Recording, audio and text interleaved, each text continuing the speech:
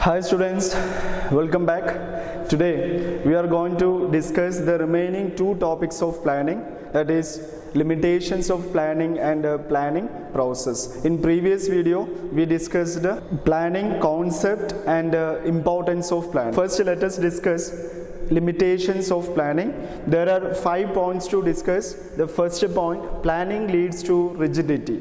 As we know, a plan developed in the organization indicate the objective and the way of achieving objective. Yes or no? Since a manager cannot change this, it leads to rigidity. Understand? So what is our first point? Planning leads to rigidity. Second point, planning may not work in dynamic environment. Planning is futuristic. Planning is meant for future, and business environment consists of social, political, economical and other forces which keeps on changing. Yes or no? So sometimes planning cannot assess the future trends. Thus, planning may not work in dynamic environment. Understand? So what is our second point? Planning may not work in dynamic environment.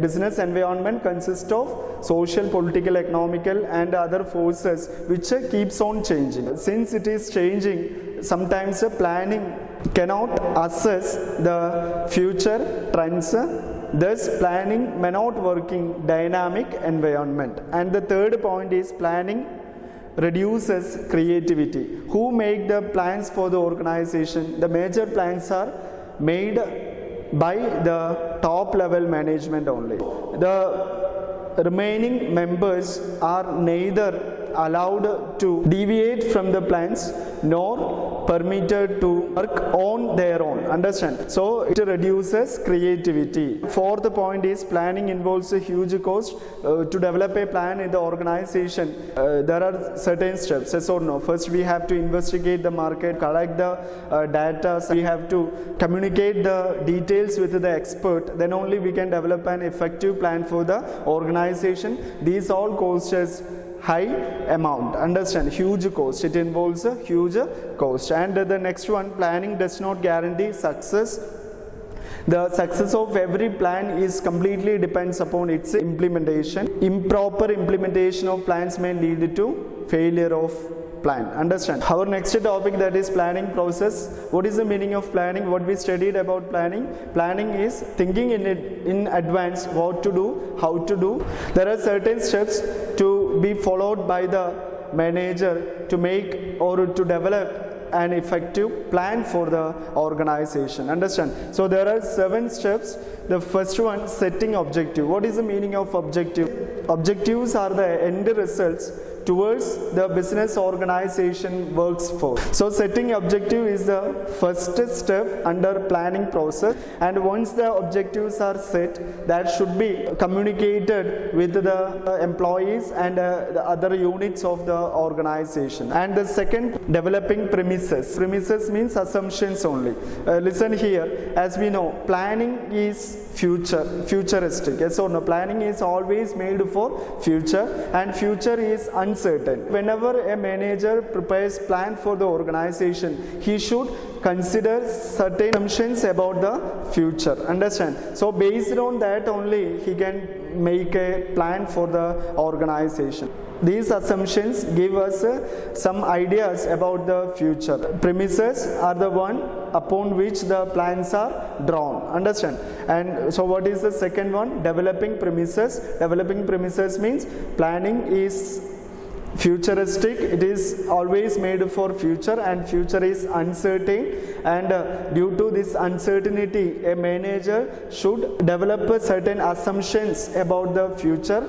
Such assumptions are known as premises upon which the plans are drawn up. Understand? And the next one, after setting objective and developing premises, we should identify the alternate course of action. We know there are a lot of ways to achieve organizational objectives. So that alternative course of action should be identified. I mean, all alternatives which can be used for achieving objectives should be identified. Understand?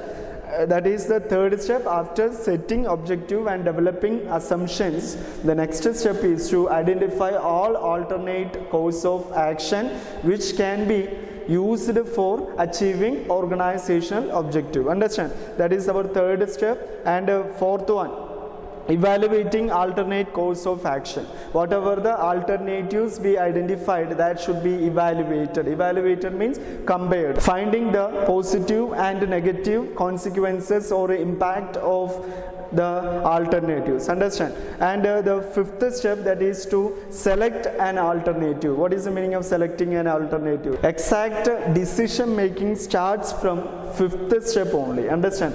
Fifth step, selecting an alternative from among the various alternatives. Under third stage of planning process, we identified all alternate course of action, and fourth stage we evaluated, that means we compared all alternate course of action. And under fifth stage, selecting an alternative, that means real decision making starts from the fifth stage only. We select an alternative which is really beneficial for the organization. Beneficial means, what is the meaning of beneficial? Which is really profitable and which has least negative consequences. Understand? So under fifth stage, we will select an alternative which is really beneficial for the organization. And after selecting, the next thing is implementing the plan. Implementing means putting the plan into action. Proper implementing of plans make the success of that particular plan. If we haven't implement the plans properly, then that may lead to failure of plans. Understand? So implementing means putting the plan into action. Here it is the process of converting the dreams into reality. Seventh step is follow-up action. What is the meaning of follow-up action? As we know, planning is a continuous process, so every manager keeps on following up the plans made by the organization to ensure whether the plans are going on as per the schedule or not. Understand? So that is follow-up action. So what are the steps? There are 7 steps. The first one, setting objective. Second one, developing premises. As we know, planning is futuristic. Planning is always made for future. Future is uncertain. So a manager should develop certain assumptions about the future. Yes or no? So based on that assumptions only, the plans can be drawn. And after setting objectives and developing premises, the third step, that is identifying alternative course of action.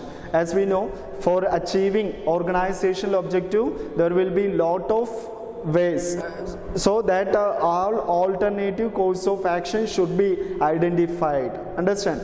And the next one, after identifying all alternate course of action, we have to evaluate. That means we should compare each alternative with the other. Yes or no? Then only we can identify the best one. Best one means the one which is really effective and efficient for the organization. Okay, so here evaluating under fourth step, and fifth step selecting. After identifying all alternate course of action, we should evaluate, and the next one, we should select an alternative which is really beneficial for the organization. That means which is really profitable and which has least negative consequences. Understand? And after that, the sixth step, that is implementing the plan. Implementing means putting the plan into action. Planning is a continuous process. I mean, after completing one plan, there is a need for another plan according to the new requirement and the need of the organization. So planning is a continuous process. Since planning is a continuous process, a manager follow up the plans to check whether the plans are going or the works are going according to the plans made by the organization. Understand? This is one of the important topic. Okay, frequently CBSE asks questions from this topic, so kindly go through this.